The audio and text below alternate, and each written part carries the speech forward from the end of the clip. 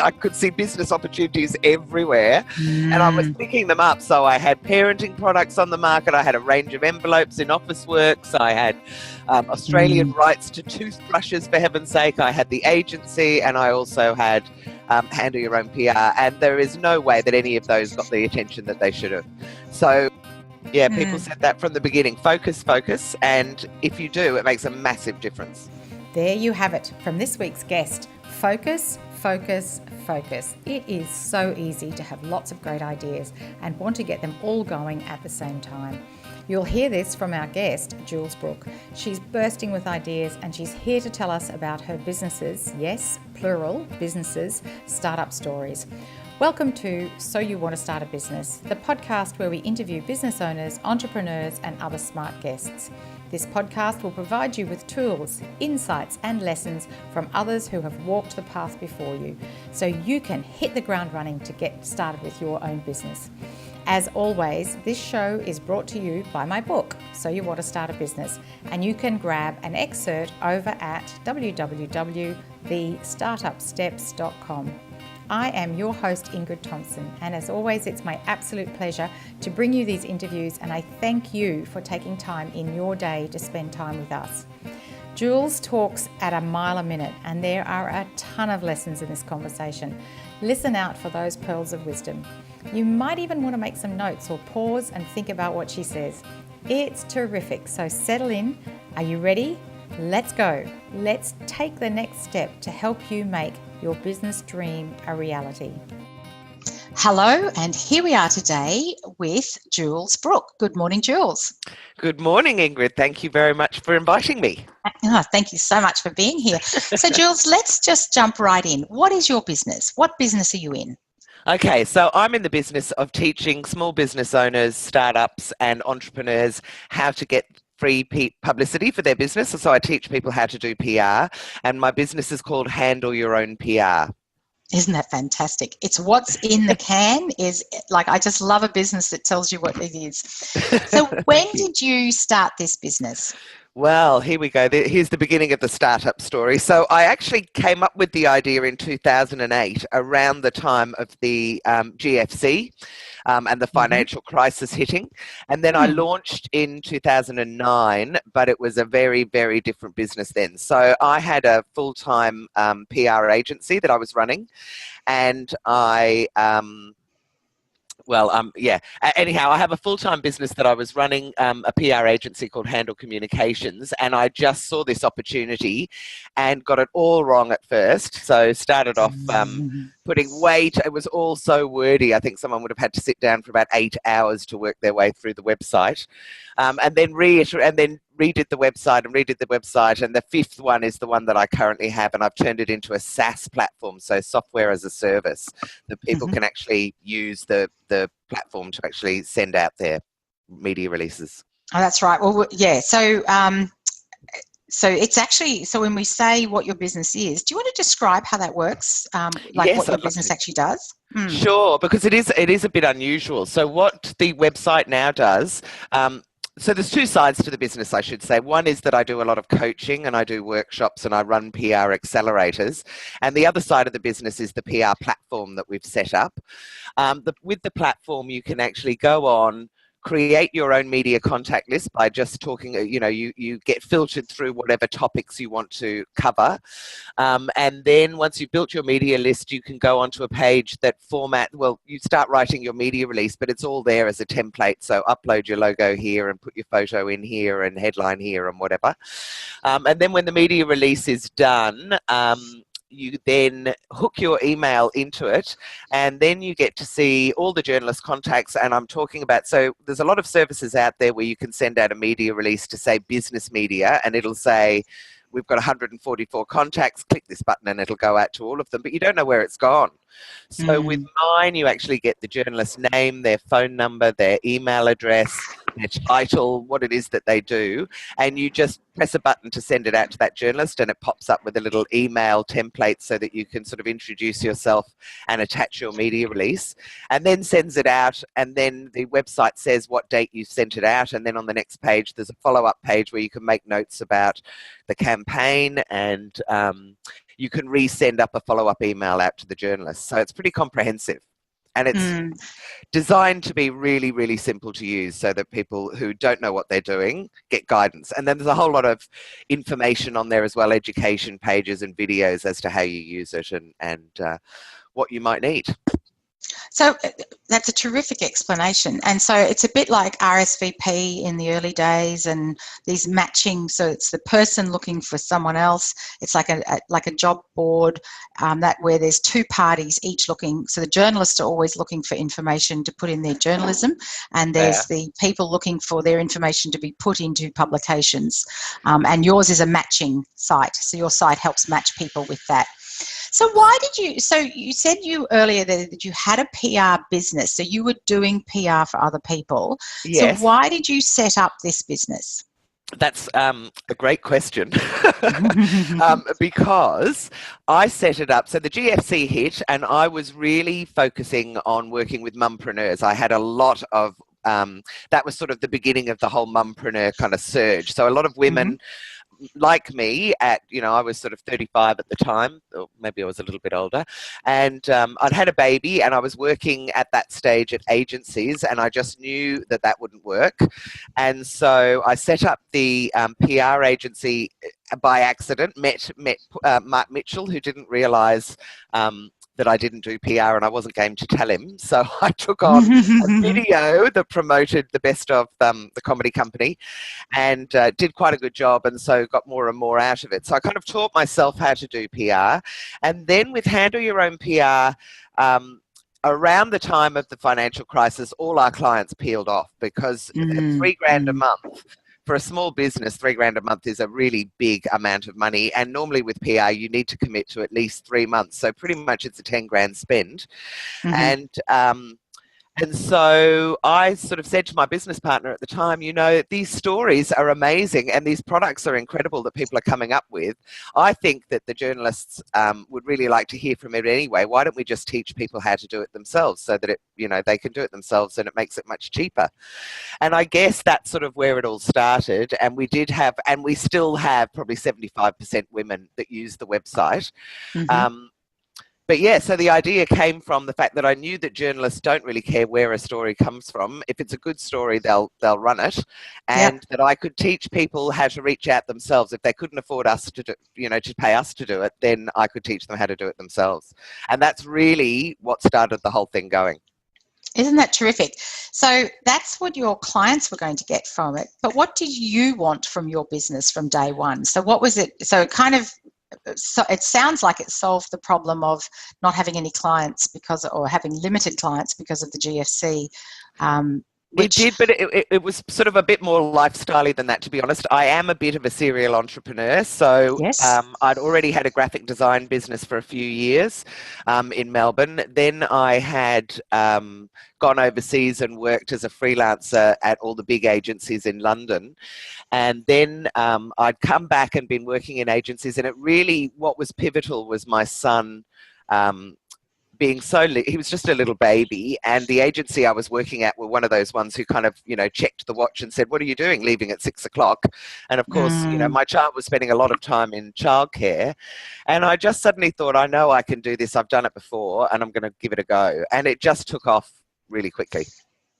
And you saw the need. And so what you were looking for was some flexibility, was being able to use your skills. So that's what this business, and of course solve a problem for your clients. Yeah. So Jules, it might be a bit tricky to answer this question, but this is actually one of my favourite questions, is in this particular business, when did it feel like it really was a business? When did it become real? Well, there's kind of two answers to that. So I always, and I have now had quite a few businesses because I've also had products that I've created, manufactured and put on the market. And I always say that it's, and this is probably very Melbourne of me, but I always say it's kind of like you get into the groove. It's like being on tram tracks. There is a moment that just happens where you suddenly realize that you're on a roll and it's all working. And I think for me, with Handle Your Own PR, it was almost immediate because there was absolutely nobody else in the country. In fact, nobody else online that we could find doing anything like that. And we were working with a lot of mumpreneurs, as I said. So we were on a lot of those forums, for business forums and for small startups and for small businesses. And straight away, people were going, oh my God, this is just what we've been looking for. So I felt like from day one, it was perfect. Having said that, I never really made any money out of it because I didn't focus on it for a very long time. And so we set it up in 2009, and it was really 2016 that I decided that I would get rid of the agency and just focus on this. And again, almost immediately, I just felt like it was the right thing to do. And it just has grown and been, an absolute delight for me. Because it's something that I'm very passionate about and that I love doing. And it's interesting that because we're talking about a 10-year time span and setting the business up then, because to think back 10 years, there's a lot of things that are in existence now that actually weren't even in existence 10 years ago. So, to be doing what you were doing 10 years ago, it's really only in the last few years that all of this has really come to fruition. This idea of being able to handle your own PR, being able to do, your own websites, the things are now so much easier because of platforms like SaaS, because of being able to put the template together and look at Canva. Canva's a terrific example of something that couldn't have existed 10 years ago because the technology wasn't even available. So who knows where we're going? Well, yes, as I said, it was a very, very different website when I started up. Yeah, indeed. Okay, so my next question is about how do you know what your customers wanted? And you've kind of told us that it was, around these mumpreneurs. And for people listening who maybe aren't familiar with that expression, there's a lot of people start a business as mums, and it's kind of taken a life of its own now, hasn't it? But even 10 years ago, that wouldn't have really been an expression. It was people starting up their businesses. But how did you know the business was viable? Because you've talked there about, for so many years, it just kind of existed. But when did you see the real viability financially, from a time perspective, from a resources perspective, that this was that what happened in 2016? Well, I'd go back a year earlier. I think what really changed everything for me was that I met with a fabulous woman called Karina Ho, who basically said to me, you're missing the whole point of your business. It's not about providing people with media contact lists, which was a very big focus for us in the early days. She said it's about education, and she helped me, and we started setting up some online boot camps. And I think that was the moment when I went, wow, this is really, I can really see that this will be a huge business, because we ran these online webinars where it was, and I'm going to introduce them again soon, but it was an hour a week for 6 weeks. Monday night, I'd sit down and we'd have, 10, 15 people on the other end, and I'd talk them through all the different stages of how to do your own PR and set them homework so that by the end of it, they were sending their media releases out. And I think that was the kind of pivotal moment when I went, wow, it's actually all about education. And so I started doing a lot more talks. I started running in-person kind of workshops, and these webinars were just, I remember the first one I made 20 grand, I think it was, out of, a 6-week job, when it was something that I loved doing, and I could do it in the evenings and no one had to see me, so I could be looking like a blob on the other end of the computer. And I think that was the real moment. And then I had another moment, which was in 2016, when I met this person who had said to me, we should turn it into a SaaS platform. And that was, I remember at the time saying to him, is that even possible? I didn't even know you could do that. And he said, yes, absolutely. And off we went. And so he was another catalyst, I suppose, for a big change in the business. So I guess those two things were helped when understand the viability. That's right. That's right. That, and the fact that I've always had, from day one, even when I wasn't making money, amazing testimonials from people, because really the first few years of the website, we made hardly any money, but we gave away so much information, and people would almost daily come back to us saying, oh my God, I read your website, it's amazing. But then they weren't actually buying the lists and going and doing it. So the pivotal moment of sort of joining all that up together so that it all worked well together was in 2016. But the viability I felt from the start, I just felt like it was just a case of I was going to have to keep changing and testing and doing things until it hit the right mark. And that's such a terrific example, Jules, of that notion of minimum viable product, MVP. Yep. Is you keep putting out something and you keep putting out something, and people take it up and they take it up, and it's getting that, as you just said there, it's the combination of those factors. So it's the online program, it's the webinars weekly, it's the SaaS platform, and that's where it all comes together and looks like a really successful business. And I think it's such a terrific example of this notion that so many people have, that something can be an overnight success. And in fact, yes. you know, there is no such thing. But yours is a truly textbook example of, you know, all the years of putting it into place, and then when it all comes together, boom, it just, you know, well, I never say that. Where did that come from? You know, it just all comes together. It did. So it did. It just went, exploded. Yeah. So it sounds like, because my next question is about funding and how did you fund the business in the early days? So it sounds like you probably didn't need a lot to start with because, you know, but how did you fund something like a SaaS platform? You know, I mean, you don't have to tell us in detail, you know, like where I'll tell you, because it got plastered all over the Sydney Morning Herald and the Age and everywhere else when I launched it last year, which is that I sold my house. Oh, right. So I'm a single mum, and I had just been you know, it wasn't taking off in the way that I wanted. And I just ended up saying, you know what, I'm going to sell the house and put the money into the business, which I did, much to my regret in some ways, because my business partner at the time and I ended up falling out, and there's been repercussions that haven't been ideal. But that's how I funded it, where I just, and the other thing is that other than that, it was self-funded. So I never took money out of it. I just kept on reinvesting it, and it always paid its own bills, but it didn't really give me an income to live off on top of that. No, and that's often the early stage, isn't it? It doesn't really do that. And also just in terms, because this is about startups, I seriously considered trying to get investors for a very long time, but I have to say it is very hard, I think, as a woman to do that.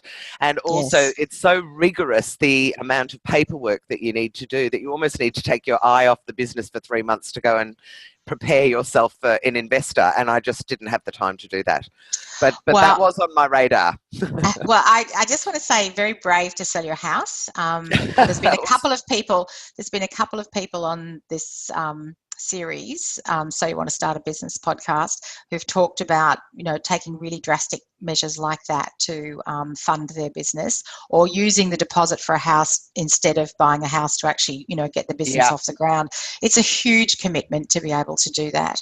And you're right about the funding, because all the data shows that the majority of funding go to male founders, and that's, you know, and yours is a tech business, and also the amount of time that, you know, I've seen people say that they spend up to 90% of their time just chasing funding. So, you know, your time is spent in the business with the clients.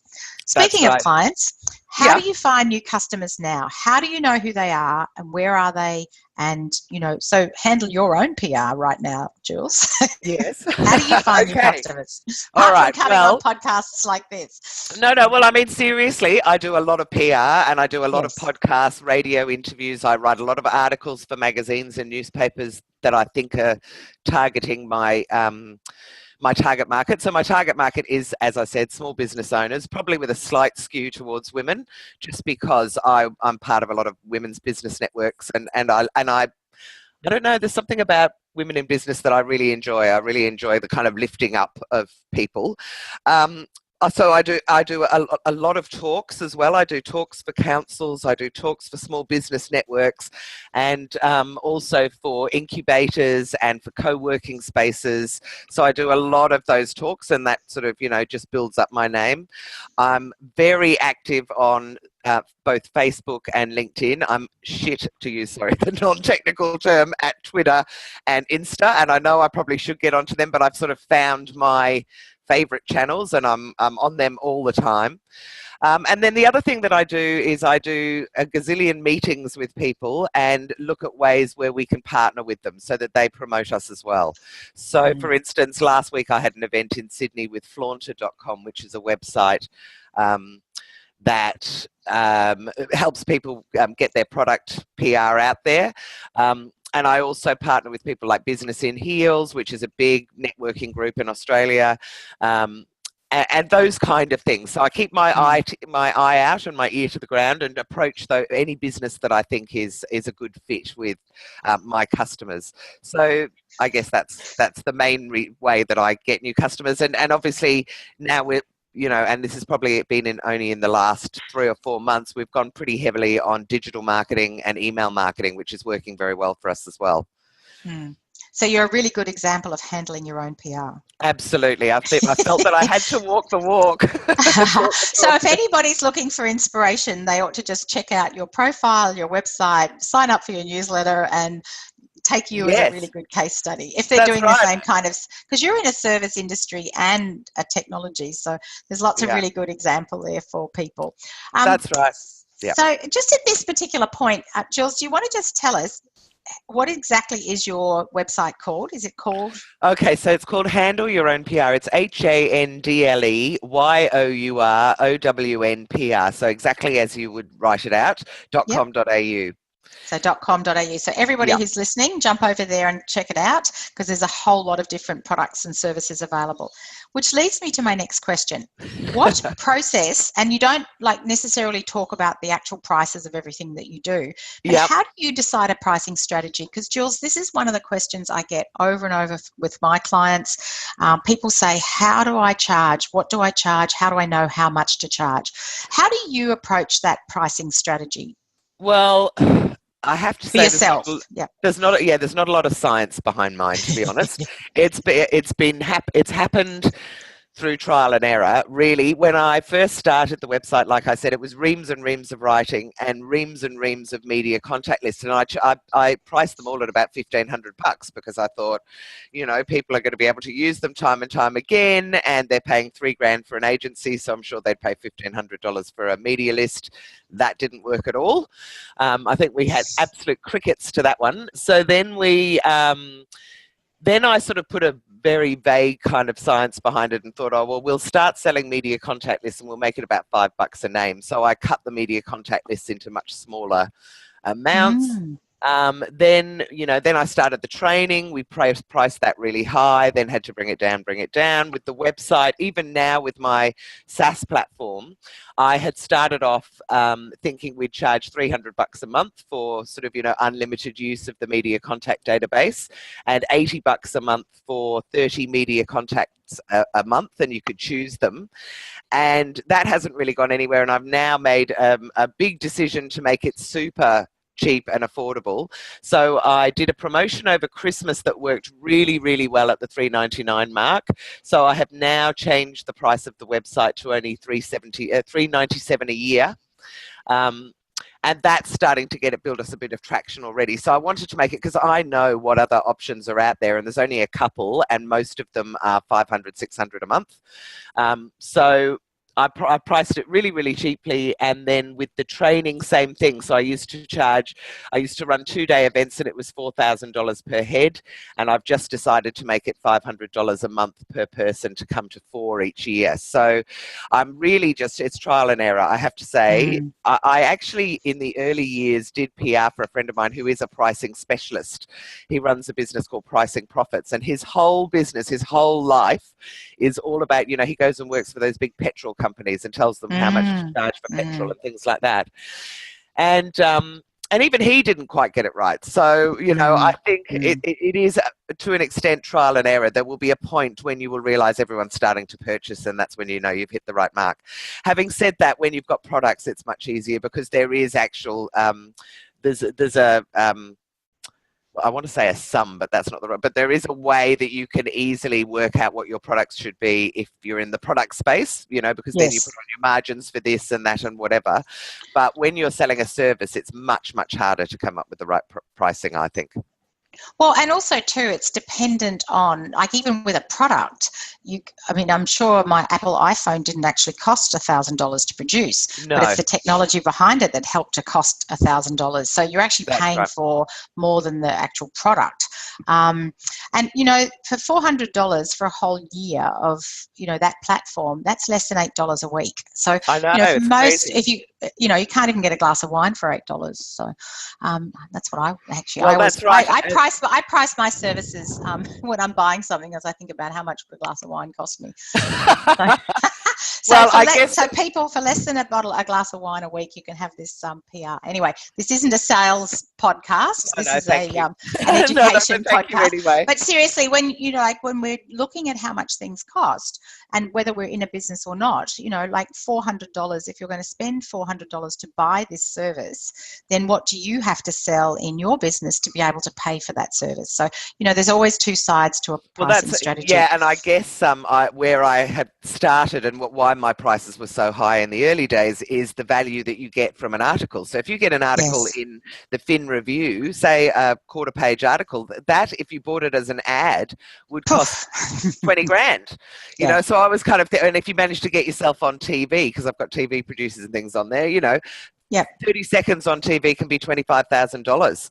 So Yes. I was kind of pricing it that way, but I realized that a lot of people in the end don't think that way necessarily. So then I had to start thinking, okay, they're comparing it to other services. What other services are out there? What are they charging people, et cetera, et cetera. And having been the only one who started in the DIY PR sector, there's now lots and lots of people doing it, which is kind of very validating. I do kind of like it. Oh, And yes. Oh, it yes. also means that people, as you say, now start to think, okay, I should do my own PR. If I haven't got a big budget, you know, this is what I could do. But in And the early here's a days, great platform for meeting yeah, people. but it used to be just a stab in the dark almost. Well, and I think for a lot of people, it still is a bit of a stab in the dark, particularly at and it's what the market will bear. So what the value is that you provide and how much people understand that value and therefore are prepared to pay it. Yep, So, that's right. Jules, you said you've had a few different businesses that you've started, and I always ask this question about an exit strategy. Have you thought about an exit strategy for this one, or Absolutely. Like I don't. You don't have to tell us what it is, but yeah. No, I go into business with the exit strategy in mind, I have to say. And even if I, like, when I was in my early 20s, I had a graphic design business, and we still created the partnership agreement with the exit clauses about this is what will happen.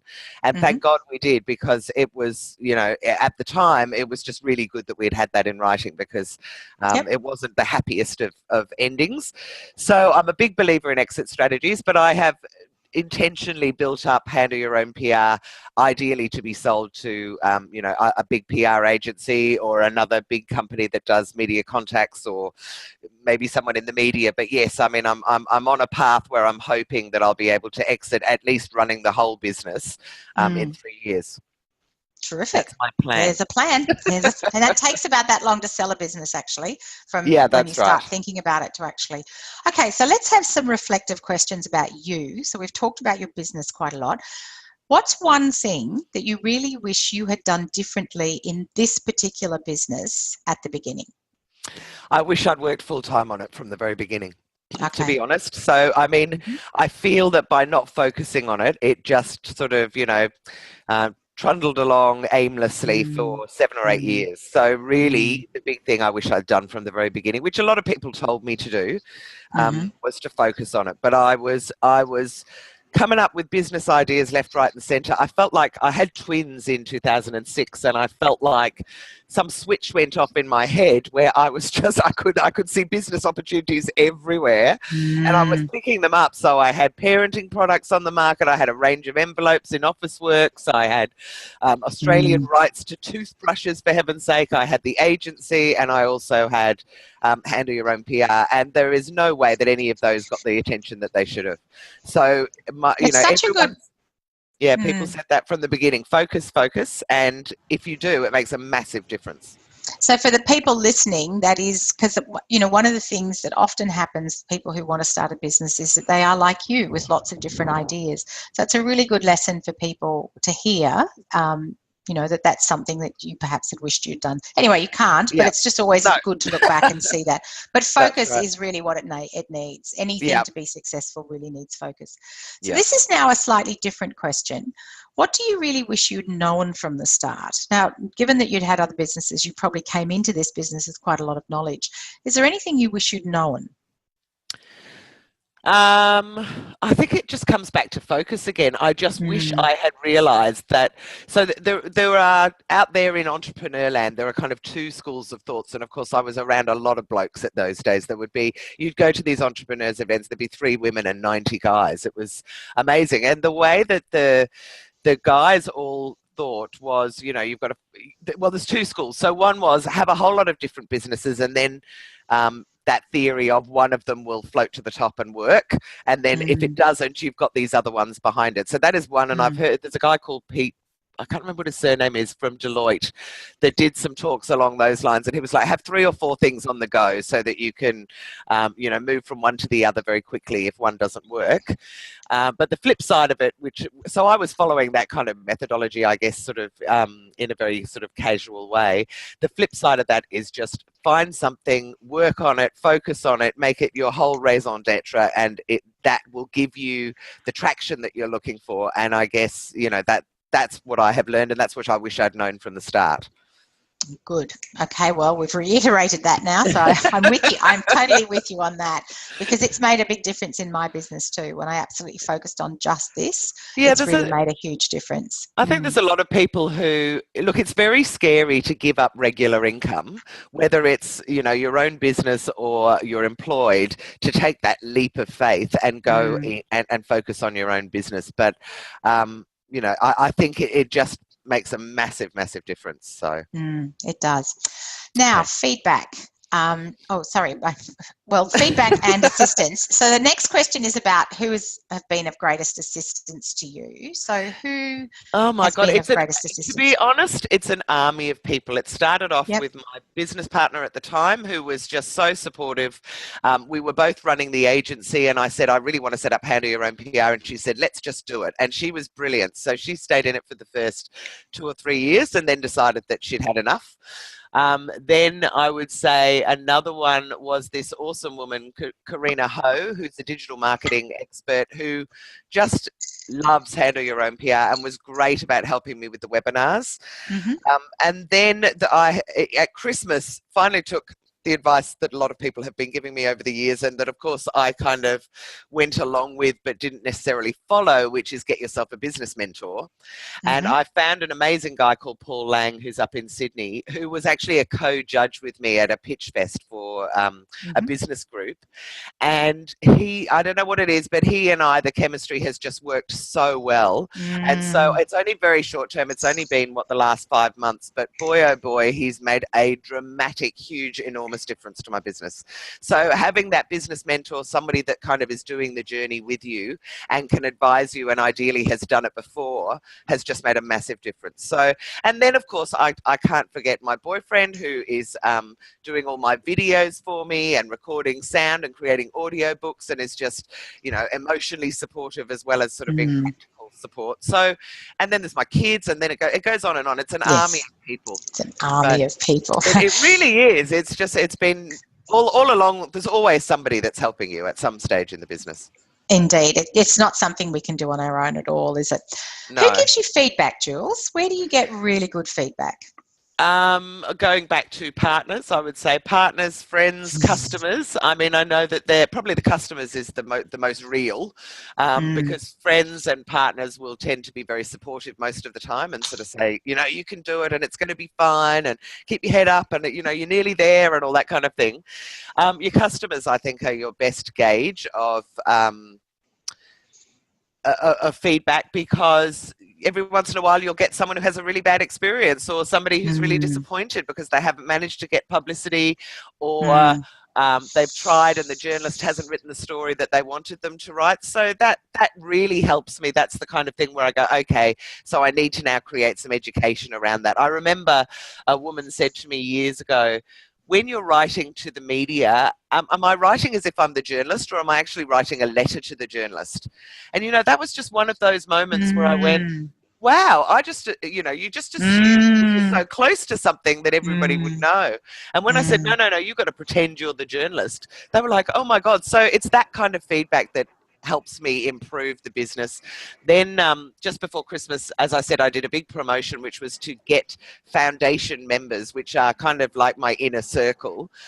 So I've now got 100 of those that I can test all my ideas with and ask them for feedback. And I get them, they've got a really fantastic deal to come and be part of the group, and they get unlimited use of the website. But the deal is I need them to give me the feedback of things that don't work and things that frustrate them. So that's been really, really good as well. Yeah. So, so users, customers, clients is key feedback for you, really, isn't it? Yeah, absolutely. Yeah. I just love that example of the question that we just get so close to things ourselves that we forget what it's like. That's that unconscious competence that we just forget what it's like to be a newbie. That's right. Okay. Yeah. So if someone comes to you, and obviously they do because of the nature of what you do, and they're either they're sort of at that early stage or thinking about starting a business, what would you say to them, Jules? I would say that they should do it. I have to say I'm appalling this way because I'm such a huge fan of being a business owner that I try and persuade everyone to do it. So anybody who comes to me and says, I'm thinking about starting up a business, I would be sitting there going, do it. You won't have any regrets. The worst thing that can happen is you'll be back in the same position that you were now.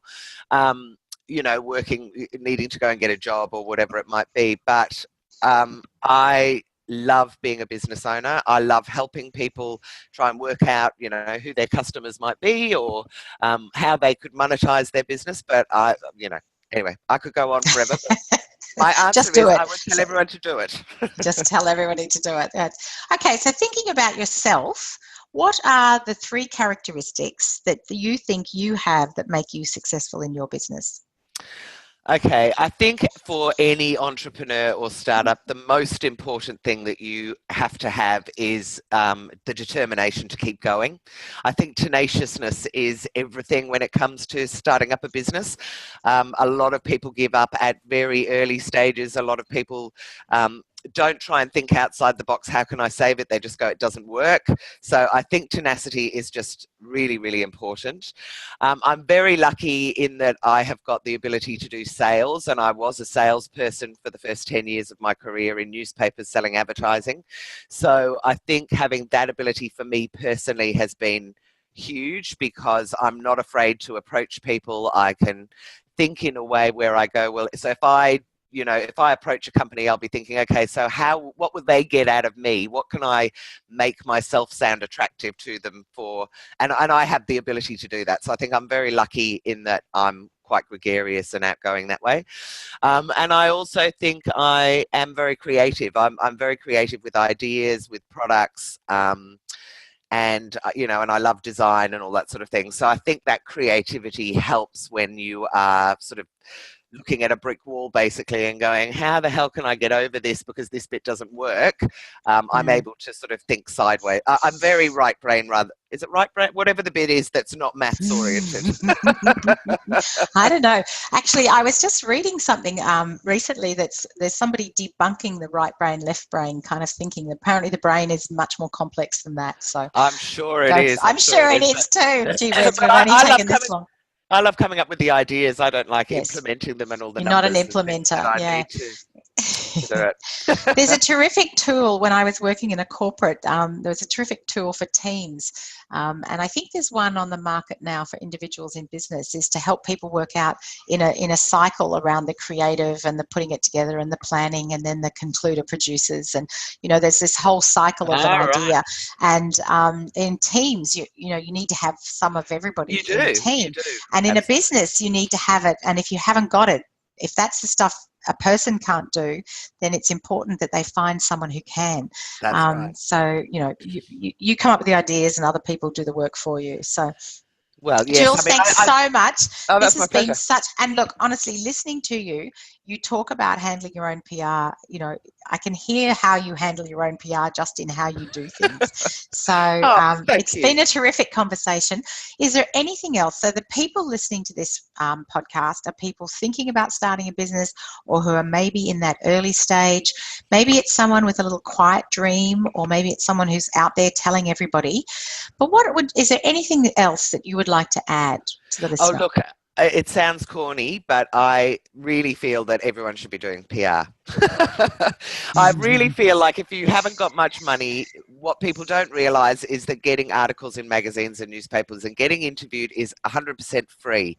So when you are a startup, when you are very small, when you're trying to create awareness, when you're trying to be trying to get those customers to you, I just don't think there is anything more powerful than PR. So I guess that is my thing that I'd like to add, that everyone should consider it. And if you don't know what it is, go and find out, because it could be a real lifesaver for your business.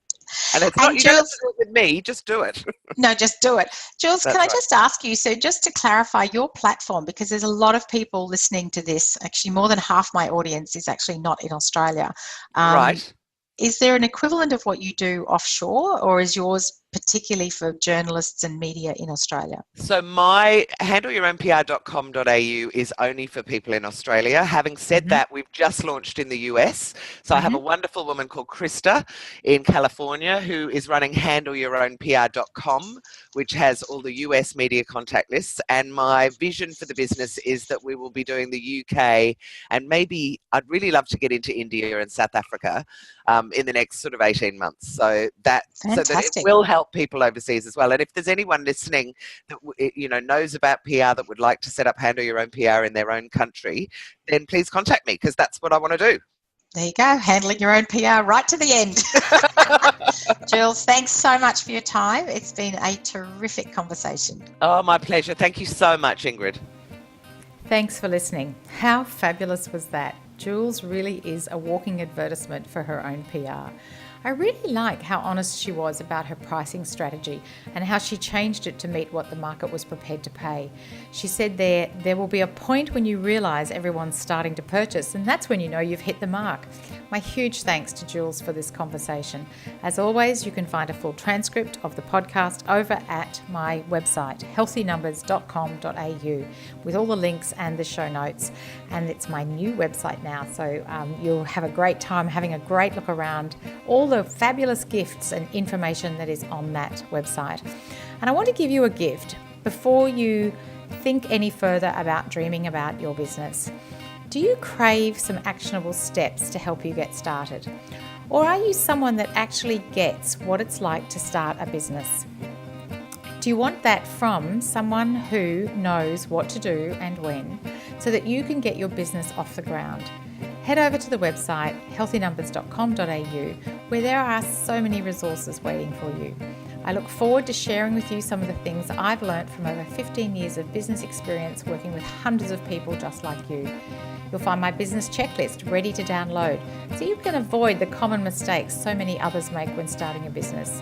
I use this same checklist with my clients, and the feedback from that has been great. So I want to share that with you as well. So what are you waiting for? Jump onto the website healthynumbers.com.au, download the checklist and start building that business of your dreams today. As we always say, ideas without action, well, they're just that, ideas. What action are you inspired to take today? Till next time, thanks for listening.